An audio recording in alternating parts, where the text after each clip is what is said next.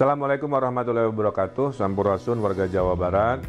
Dalam kesempatan ini saya ingin menerangkan prosedur tes masif COVID-19. Dirubah ya, nggak pakai kata massal, tes masif. Jadi jumlahnya banyak tapi terbatas kepada yang prioritas. Nah, tes masif COVID-19 ini tujuannya bukan untuk ngetes semua orang. Ya, sekali lagi bukan untuk mengetes semua warga. Tujuannya adalah mencari peta persebaran COVID-19 dari mereka-mereka yang dicurigai dan radius ya mereka di mana. Kedua, memutus mata rantai persebaran yang sekarang kita duga ada di Jawa Barat. Tiga, tadi tidak untuk semua orang. Keempatnya adalah setelah itu ketahuan ada tindakan lanjutan medis. Jadi ini kira-kira ya. Jadi bukan semuanya, bukan sifatnya sensus dan lain sebagainya.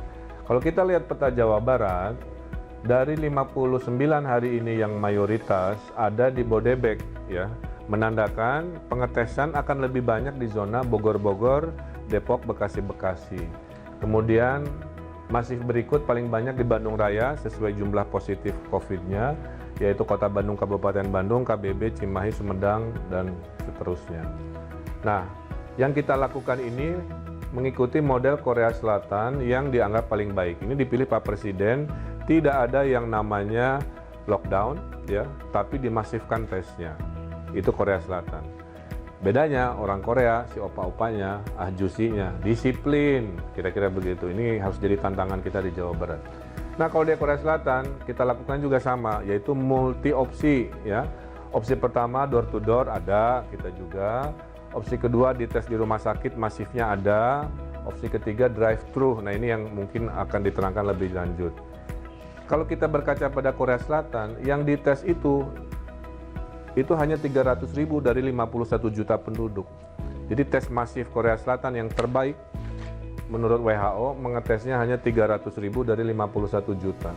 Totalnya hanya 0,6%. Kesimpulannya, tidak untuk semua warga, ya, tapi untuk menyampling, uji petik, mencari peta persebaran. Siapakah yang boleh ikut? Ada 3 kriteria, A, B, C.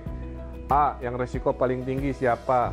Orang dalam pemantauan ODP yang baru pulang dari luar negeri, ya, yang dicurigai punya persebaran di situ. Kedua, di zona A, di kriteria A ini adalah pasien-pasien, ya. Pasien ini nanti dites keluarganya juga, tetangga di kompleknya juga, kemudian teman-temannya juga, ya.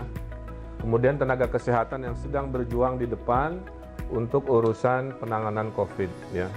Nah, ini akan dites menggunakan door to door dan di rumah sakit. Jadi ini nggak drive thru. Kemudian B, nah, kategori B jika Anda adalah tenaga kesehatan umum di puskesmas, di klinik, jika Anda profesinya interaksi sosialnya sangat tinggi massal, ya. Misalkan Babinsa bertemu warga banyak, Babin Kaptimas Polri bertemu warga banyak, kemudian pedagang pasar tradisional yang interaksinya banyak, para ulama yang interaksi bersama warganya banyak dan umatnya, para pejabat publik yang berinteraksi dengan warganya banyak, petugas bandara yang bertemu dengan orang banyak, imigrasi. Inilah masuk kategori B yang akan menggunakan drive-thru. Terakhir, jika Anda warga Jawa Barat yang ada gejala-gejala, nggak enak badan, sakit-sakit, dan butuh keyakinan, maka Anda masuk kategori C yang bisa dites. A, door to door cek rumah sakit, ya diceknya. B dan C tadi kategorinya drive thru. Drive thru juga nggak boleh datang sendiri. Daftarnya online via apps Picobar. Setelah daftar online, ada proses verifikasi, wawancara, keluarlah surat jadwal kapan datang. Maka yang drive-thru ini datangnya tunggu surat panggilan, apakah Selasa jam 9, apakah hari Rabu jam 1, dan lain sebagainya. Datangnya satu-satu, ada jaraknya, ya, sehingga tidak ada kerumunan penumpukan antrian 5-10 menit dan kita putuskan langsung pulang. Jadi datang, dites sekian detik, kemudian langsung pulang. Nanti hasilnya dikirim online. Jadi kesimpulannya, jika Anda sehat, tidak masuk kategori bergejala, tidak masuk kategori profesi-profesi yang resiko tinggi, tidak masuk golongan yang sangat rentan terhadap situasi hari ini, tidak usah ikutan tes masif.